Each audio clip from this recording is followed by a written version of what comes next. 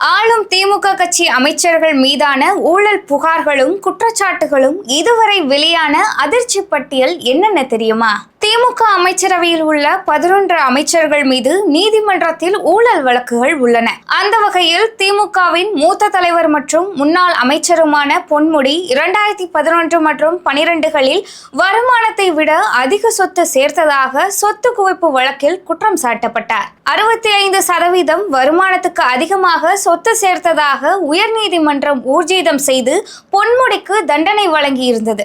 2006 முதல் 11 வரை சொத்து குவிப்பு குறித்த குற்றச்சாட்டு, 2007 முதல் 11 வரை செம்மண் குவாரி தொடர்பான குற்றச்சாட்டுகள், இடி சோதனை போன்ற ஊழல் குற்றச்சாட்டுகளுக்கு உள்ளாகியுள்ளார். செந்தில் பாலாஜி 2011 முதல் 2015 அதிமுக ஆட்சியில் போக்குவரத்து துறை அமைச்சராக பதவி வகித்தார். அப்போது போக்குவரத்து துறையில் இளநிலை உதவியாளர், ஓட்டுநர், நடத்துனர் ஆகிய பணியிடங்களில் செந்தில் பாலாஜி மற்றும் அதிகாரிகள் சிலர் முறைகேடு செய்ததாக புகார் எழுந்தது. இப்போது திமுக ஆட்சியில் டாஸ்மார்க்கில் 1000 கோடிக்கு மேல் முறைகேடில் ஈடுபட்டுள்ளதாக அமலாக்கத்துறை அறிக்கை வெளியிட்டிருந்தது. கடந்த 2006 முதல் 2011 ஆண்டு வரையிலான திமுக ஆட்சி காலத்தில் பொதுப்பணித்துறை அமைச்சராக இருந்தவர் அமைச்சர் துரைமுருகன். அப்போது அவர் வருமானத்துக்கு அதிகமாக 1,40,00,000 ரூபாய் சொத்து சேர்த்ததாக கடந்த 2011 ஆண்டு தமிழக லஞ்ச ஒழிப்புத்துறை சார்பில் வழக்கு பதிவு செய்யப்பட்டது. இப்போது மணல் குவாரிகளில் 4000க்கும் மேற்பட்ட கோடி அளவில் சட்டவிரோதமாக நடவடிக்கைகளில் ஈடுபட்டுள்ளதாக புகார் எழுந்துள்ளது. அடுத்தது தற்போது நகர்ப்புற வளர்ச்சித்துறை அமைச்சராக இருக்கும் KN நேரு 2011 சொத்து குவிப்பு வழக்கிலும் மாநகராட்சி தொடர்பான முறைகேடு குற்றச்சாட்டுகளிலும் சம்பந்தம் பெற்றிருக்கிறார். இதையடுத்து 2023 இடி சோதனைக்கு பின் அரசு வேலை வழங்க லட்சக்கணக்கில் முறைகேட்டில் ஈடுபட்டுள்ளதாக குற்றச்சாட்டு எழுந்துள்ளது. தொடர்ந்து கூட்டுறவுத்துறை அமைச்சராக உள்ள பெரியசாமி 2011 வருமானத்தை விட அதிக சொத்துக்கள் வைத்திருப்பதாக குற்றம் சாட்டப்பட்டார். அடுத்தது இந்த வரிசையில் இப்போது விவசாயத்துறை அமைச்சராக இருக்கக்கூடிய MRK பன்னீர்செல்வம் 1996 முதல் 2001 மற்றும் 2006 முதல் 2011 இந்த இரு காலங்களிலும் வருமானத்தை விட அதிக சொத்துக்கள் சேர்த்ததாக குற்றச்சாட்டு எழுந்துள்ளது.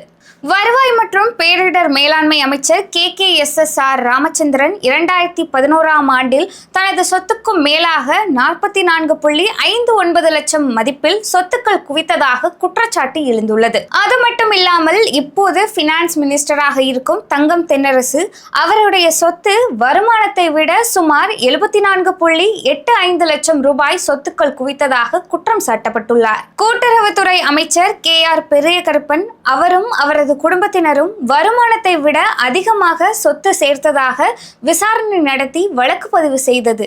அவர் பொது பரிசோதனையின்படி சுமார் 1.10 கோடி மதிப்பிலான அசையும் மற்றும் அசையா சொத்துக்கள் உள்ளதாகவும் தகவல் வெளியாகியுள்ளது. அடுத்தது அமைச்சர் அன்பரசன். அவர் மற்றும் அவரது உறவினர்கள் நெருக்கமானவர்களின் சொத்துக்கள் 1 கோடி மதிப்பில் வருமானத்தை விட அதிகமாக சொத்து சேர்த்திருப்பதாக TVAC தெரிவித்தது.